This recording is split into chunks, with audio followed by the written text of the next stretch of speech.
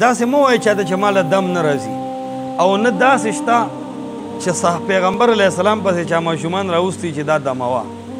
دا د هر مرض دوایي ده هر مرض علاج دی اووه ځله سورة الفاتحه وایه یا درې ځله وایه په یو مریض یې چوف کوئ الله سبحانه وتعالی به آپ دموئ الله به هغه ته شفا ورکوي چې د الله سبحانه وتعالی خوښه وي داسې مه وایه چاته چې ماله دم نه راځي او نه داسې شته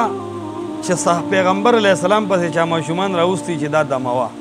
دا غلطه طریقه ده ټولو نه زیات اثر هغه دم کوي چې څوک په چا ډېر خفه کېږي د جومات استاد یې په ماشوم ډېر خفه کېږي که خپل مور پلار به ډېر خفه کېږي نو مور پلار یې چې مونځ کې راکمه فاتحه وي په دې د خپل ماشوم دموي انشاءالله الله به یې ښه کوي